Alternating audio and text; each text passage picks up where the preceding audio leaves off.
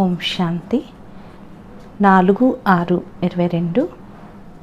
మధురమైన పిల్లలు, మీరు కామధేనువైన జగదంబకు కుమారులు మరియు కుమార్తెలు. మీరు అందరి మనోకామనలను పూర్తి చేయాలి. తమ సోదరీ సోదరులకు సత్యమైన మార్గాన్ని తెలియచేయాలి. ప్రశ్న: పిల్లలైన మీకు తండ్రి ద్వారా ఏ బాధ్యత లభించింది?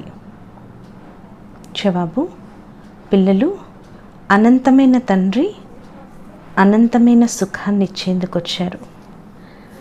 కావున మీ కర్తవ్యం ఏమిటంటే ఇంటింటికి ఈ సందేశాన్ని ఇవ్వటం.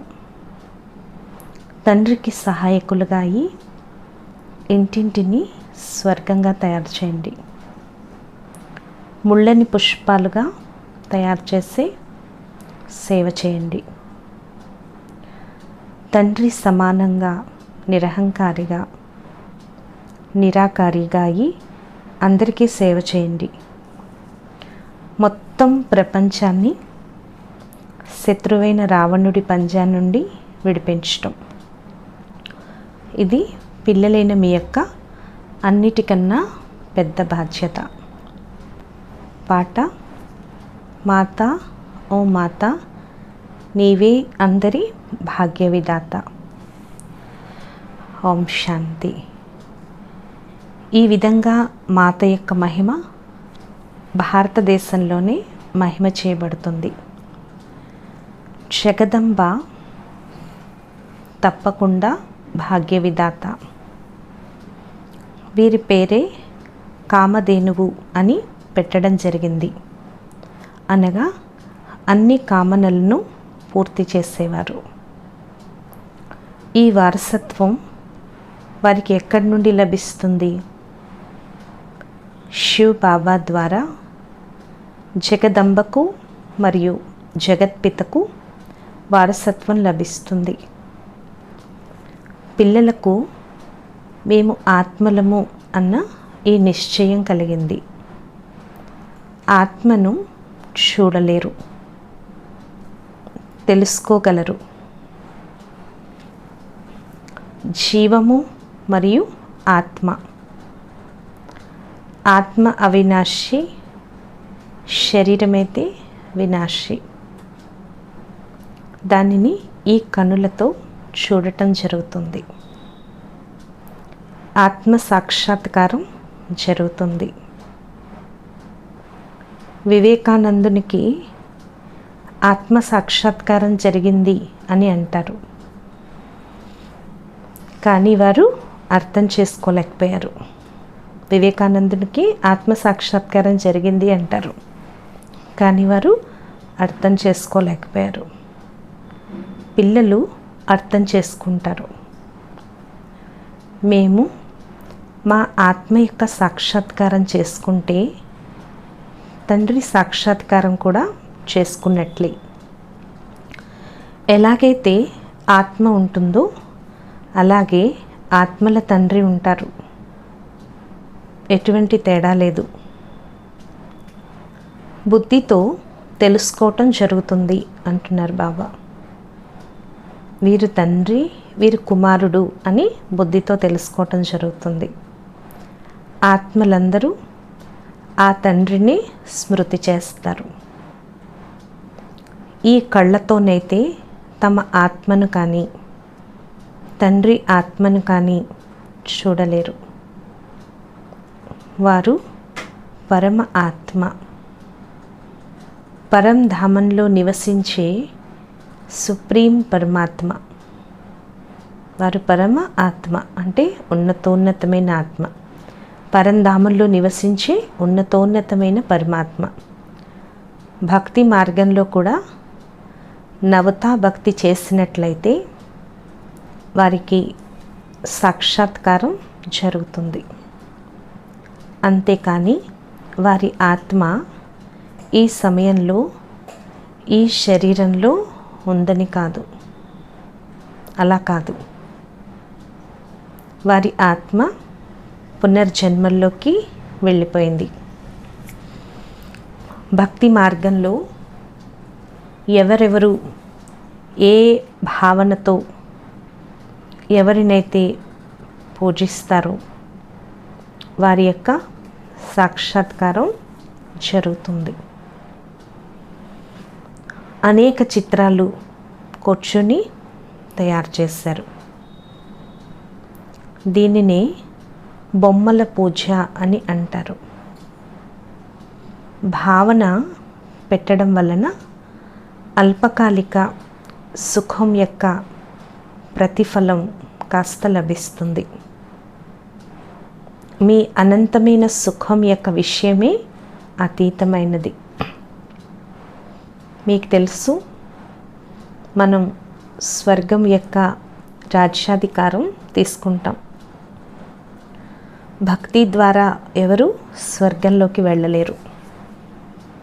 ఎప్పుడైతే భక్తి మార్గం పూర్తవుతుందో, అనగా ప్రపంచం పాతదిగా అవుతుందో, అప్పుడే మళ్ళీ కలియుగం తర్వాత సత్యయుగ కొత్త ప్రపంచం వస్తుంది. ఇది ఎవరి బుద్ధిలోనూ కూర్చోదని చెప్తున్నారు బాబా. సన్యాసులు కూడా అంటారు, ఫలానా జ్యోతిలో కలిసిపోయింది అని. కానీ అలా జరగదు. ఇప్పుడు మీకు ఈశ్వరీయ బుద్ధి లభించింది. దీనినే శ్రీమతము అని అంటారు. పదాలు ఎంత బాగున్నాయి. శ్రీ భగవాన్ వాచ, శ్రేష్టాతి శ్రేష్టమైన భగవాన్ వాచ. వారే స్వర్గానికి యజమానులుగా, అనగా నరుడి నుండి నారాయణునిగా తయారు చేస్తారు. మీరు శ్రీమతం ద్వారా విశ్వరాజ్యాన్ని పొందుతారు. శ్రీ 108 మాలకు చాలా మహిమ ఉంది. అష్టరత్నాల మాల ఉంటుంది. సన్యాసులు కూడా జపిస్తారు. ఒక వస్త్రాన్ని తయారు చేస్తారు. దాన్నే గోముఖము అని అంటారు. లోపల చేతిని పెట్టి మాల తిప్పుతారు. బాబా అంటారు, నిరంతరం స్మృతి చేయండి అని.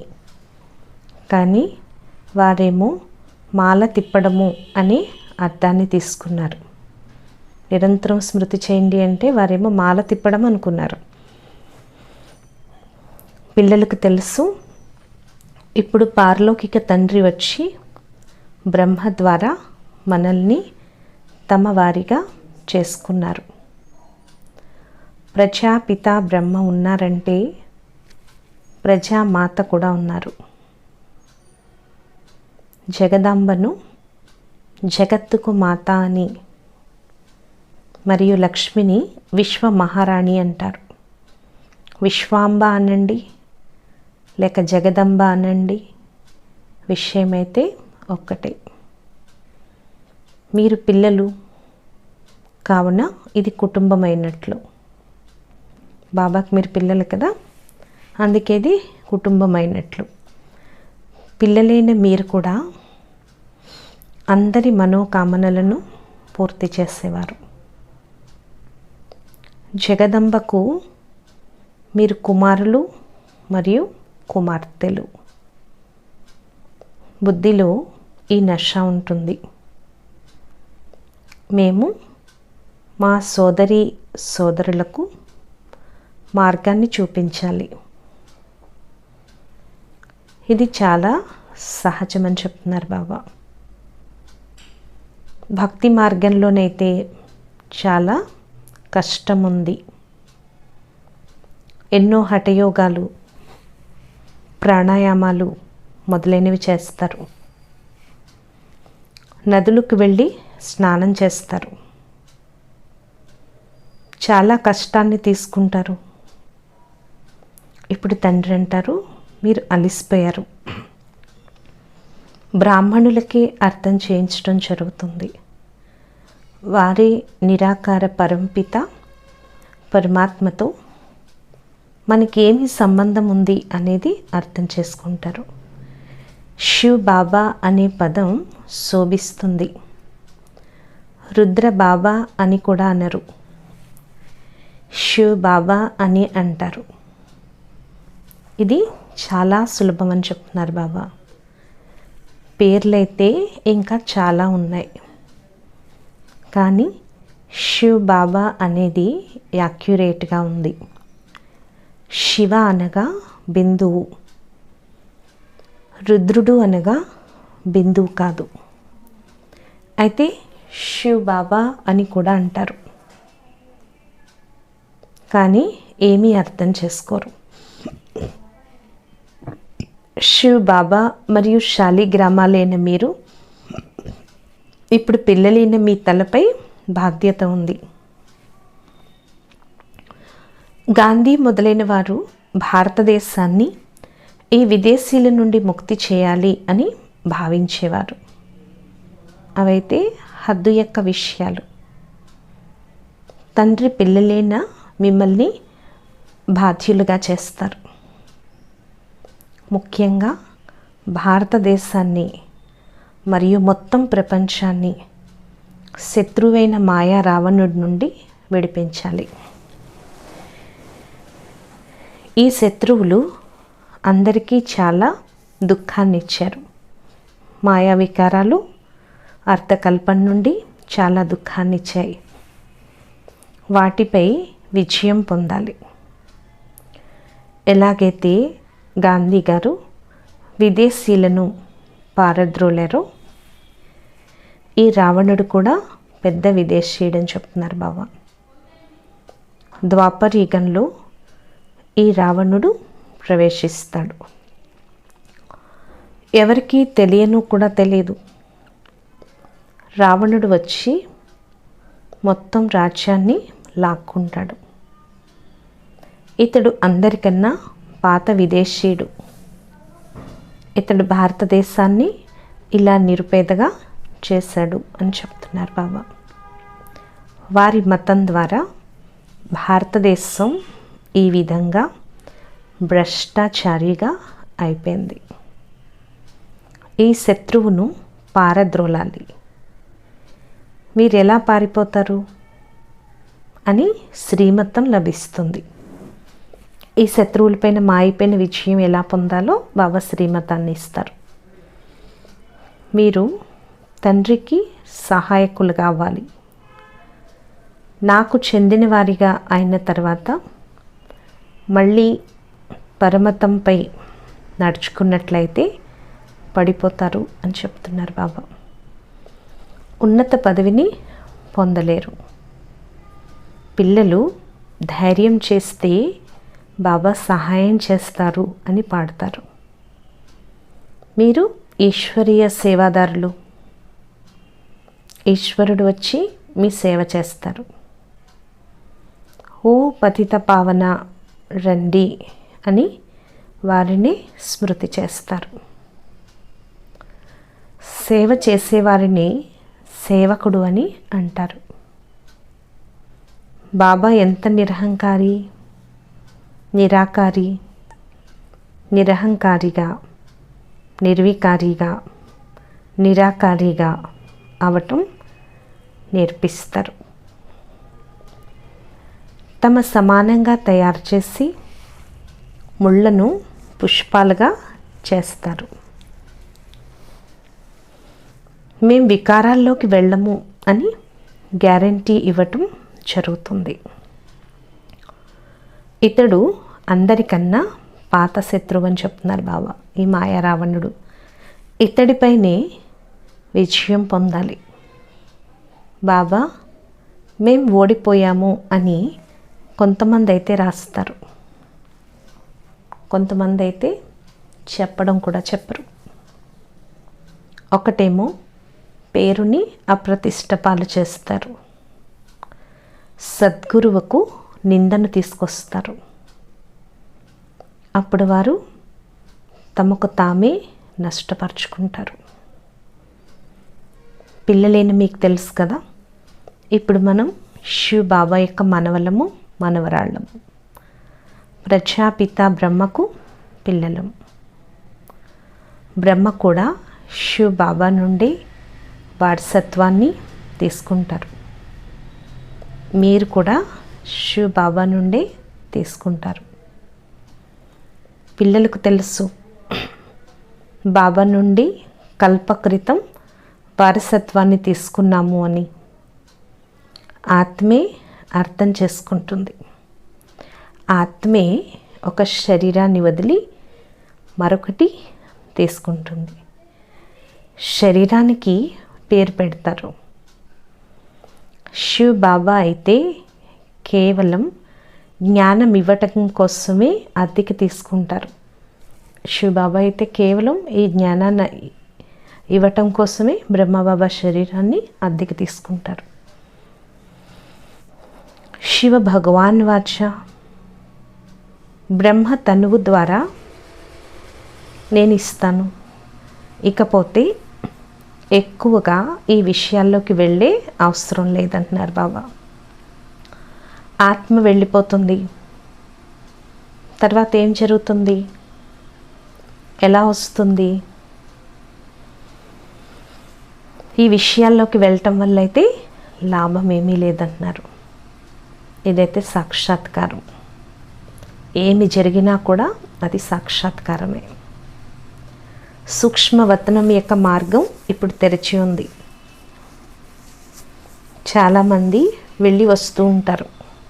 సూక్ష్మవతనం వెళ్ళి వస్తూ ఉంటారు. ఇందులో జ్ఞాన యోగాలకు సంబంధించిన విషయం ఏమీ లేదు అంటున్నారు బాబా. భోగు పెడతారు, బాబాకి నైవేద్యం పెడతారు కదా, ఆత్మ వస్తుంది, తినిపిస్తారు, తాగిస్తారు. ఇదంతా చిట్ చాట్. తండ్రికి పిల్లల పట్ల చాలా ప్రేమ ఉంది. పిల్లలైన మీరంటారు, బాప్ దాదా మేము వచ్చాము. శివ్ బాబా మరియు ప్రజాపిత బ్రహ్మ ఉన్నారు. బ్రహ్మను గ్రేట్ గ్రేట్ గ్రాండ్ ఫాదర్ అని అంటారు. ఎంత పెద్ద వంశము! వీరిని శివ్ బాబా అనేతే అనరు. ఇక్కడిది మనుషుల వంశం. ఇది సాకారానికి సంబంధించిన విషయం. అన్ని వంశాలలోనూ ఇది మొదటి నంబర్, ముఖ్యమైన వంశమని మహిమ చేయబడుతుంది.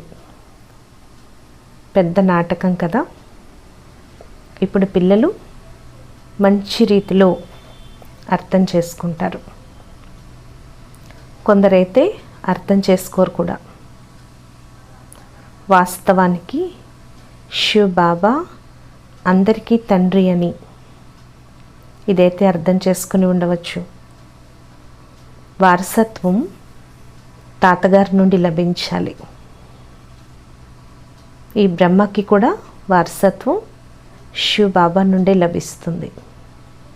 అచ్చా, బ్రహ్మని కూడా మర్చిపోండి. శివ్ బాబాతో నిశ్చితార్థం జరిగిపోయింది. ఇంకేముంది? ఇక మధ్యవర్తిని గుర్తు చేయటం జరగదు. ఈ బ్రహ్మ మధ్యవర్తి. శివ్ బాబాతో నిశ్చితార్థం చేయిస్తారు. ఓ పిల్లలు అంటారు, ఆత్మలతో మాట్లాడతారు. ఆత్మ స్మృతి చేస్తుంది. బాబా వచ్చి మమ్మల్ని పావనంగా చేయండి అని పిలుస్తారు. బాబా అంటారు, నన్ను స్మృతి చేసినట్లయితే మీరు పావనంగా అవుతూ ఉంటారు. ఇంకా వేరే ఉపాయం లేదు. శాంతిధామం నుండి మళ్ళీ మిమ్మల్ని స్వర్గంలోకి పంపిస్తారు. ఇది పుట్టినిల్లు, అది అత్తవారిల్లు. పుట్టింట్లో ఆభరణాలు మొదలైనవి ధరించరు. అలాంటి నియమం లేదు. ఇదైతే ఈ రోజుల్లో ఫ్యాషన్ అయిపోయిందంటున్నారు బాబా. ఈ సమయంలో మీకు తెలుసు కదా, మనం సత్యయుగం అంటే అత్తగారింటికి వెళ్ళి ఇవన్నీ ధరిస్తాం. వివాహ సమయంలో కూడా కన్యకు ఇంతకు ముందున్న ఆభరణాలన్నీ తీసేస్తారు. పాత దుస్తులు ధరిస్తారు.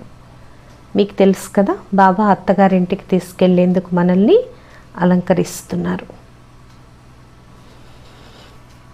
బాబా అంటున్నారు, ఇప్పుడు బాబా మిమ్మల్ని అత్తగారింటికి తీసుకెళ్లేందుకు అలంకరిస్తున్నారు. అత్తవారింట్లో 21 జన్మలు మనం సదా సుఖంగా ఉంటాం. అయితే దానికోసం పురుషార్థం చేయాల్సి ఉంటుంది, పవిత్రంగా ఉండవలసి ఉంటుంది. గృహస్థ వ్యవహారంలో ఉంటూ కమల పుష్ప సమానంగా ఉండాలి. ఇది అంతిమ జన్మ. తండ్రి అర్థం చేయిస్తారు. మొదట సతో ప్రధాన భక్తి ఉండేది, ఇప్పుడు తమో ప్రధానంగా అయిపోయింది. బొంబాయిలో గణేశుని పూజ జరుగుతుంది. లక్షలు ఖర్చు చేస్తారు. దేవతల్ని తయారు చేసి వాటికి పాలన చేసి తర్వాత ముంచేస్తారు, వినాశనం చేస్తారు. ఇప్పుడు పెళ్ళిలేని మీకు ఆశ్చర్యం అనిపిస్తుంది. మీరు అర్థం చేయించవచ్చు, ఇదేం ఆచార వ్యవహారం అని. దేవతలకు జన్మనిచ్చి పూజించి తినిపించి తాగించి ఆడంబరంగా ఉత్సవం జరిపి తర్వాత ముంచేస్తారు. ఎంత ఆశ్చర్యం.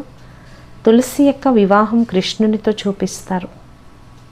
చాలా వైభవంగా వివాహం చేస్తారు. విదేశీయులు ఇటువంటి విషయాలు విన్నప్పుడు ఇలా కూడా జరుగుతూ ఉండవచ్చు అని భావిస్తారు. ఎలాంటి విషయాలు కూర్చుని తయారు చేశారు. ఇక్కడైతే జూదము మొదలైన వాటి విషయం లేదు. పాండవులు జూదం ఆడారు, ద్రౌపదిని పణంగా పెట్టారని వారైతే అంటారు. ఎలాంటి విషయాలను తయారు చేశారు. దీంతో రాజయోగం యొక్క విషయం అయితే పూర్తిగా మాయమైపోతుంది. ఇప్పుడు తండ్రి అంటారు, నన్ను స్మృతి చేయండి. ఇదైతే చాలా సహజము.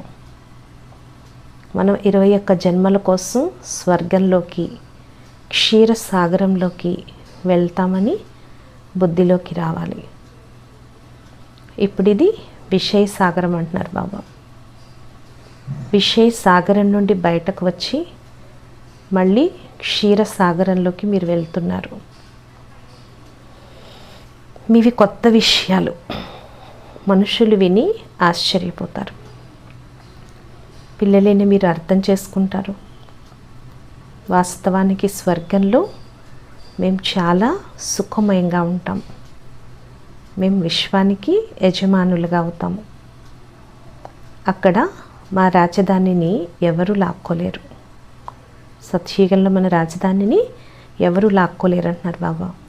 ఇప్పుడైతే ఎన్ని విభజనలు ఉన్నాయి, కొట్లాడుకుంటూ ఉంటారు. పిల్లలేని మీరు అర్థం చేయించాలి. మీ అసలైన శత్రువు రావణుడు. ఇతనిపై మీరు కల్పకల్పం విజయాన్ని పొందుతారు. మాయని జయించిన వారే జగజ్జీతులుగా అవుతారు. ఇది గెలుపు ఓటముల ఆట అని చెప్తున్నారు బాబా. మీకు తెలుసు, మనం తప్పకుండా విజయం పొందుతాం, ఫెయిల్ అవ్వలేము. వినాశనం ఎదురుగా నిలబడి ఉంది. రక్తపు నదులు ప్రవహిస్తాయి. అనవసరంగా ఎంతమంది మరణిస్తారు. దీనిని నరకము అనగా భ్రష్టాచారి పతిత ప్రపంచమని అంటారు. పతిత పావన రండి అనైతే పాడతారు. తండ్రి అంటారు, ఏ విధంగా ఆత్మలేని మీరు నక్షత్రాలు, అదేవిధంగా నేను కూడా నక్షత్రాన్ని. నేను కూడా డ్రామా బంధనంలో బంధింపబడి ఉన్నాను. దీని నుండి ఎవ్వరూ తప్పించుకోలేరు. లేదంటే నాకు ఈ పతిత ప్రపంచంలోకి రావాల్సిన అవసరం ఏముంది? నేనైతే పరంధామంలో నివసించేవాడిని కదా. ఈ డ్రామాలో ప్రతి ఒక్కరూ తమ తమ పాత్రను అభినయిస్తారు. చింత యొక్క విషయం ఏమీ లేదు. ఇక్కడ మీరు నషాలో నిశ్చింతగా ఉంటారు, పూర్తిగా సింపుల్గా ఉంటారు. తండ్రి ఎటువంటి కష్టాన్ని ఇవ్వరు. కేవలం స్మృతి చేయాలి మరియు చేయించాలి. అనంతమైన తండ్రి అనంతమైన సుఖాన్ని ఇచ్చేందుకు వచ్చారు.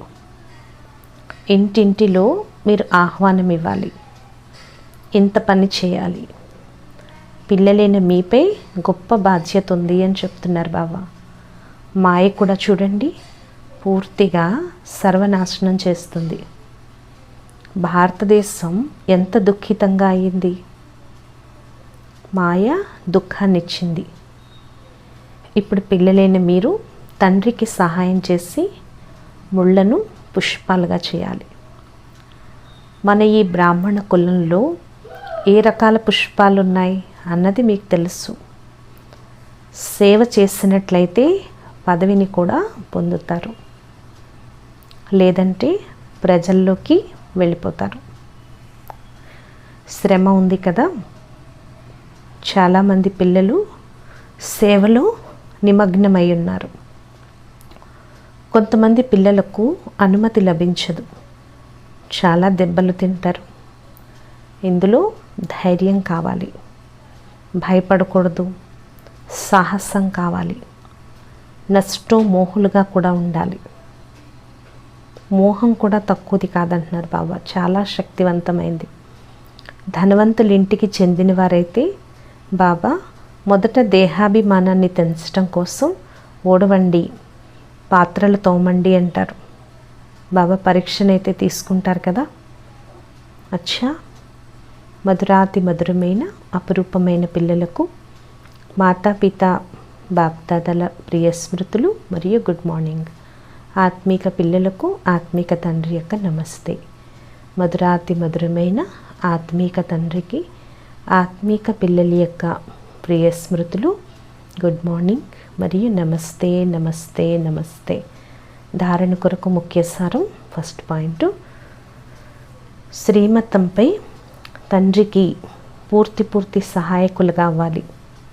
పరమతంపై లేక మన్మతంపై నడవకూడదు. నష్టో మోహులుగా అయ్యి ధైర్యాన్ని నుంచి సేవలో నిమగ్నం అవ్వాలి. సెకండ్ పాయింట్, ఇప్పుడు మనం పుట్టింట్లో ఉన్నాం. ఇక్కడ ఏ విధమైన ఫ్యాషన్లు చేయకూడదు. స్వయాన్ని జ్ఞానరత్నాలతో అలంకరించుకోవాలి, పవిత్రంగా ఉండాలి.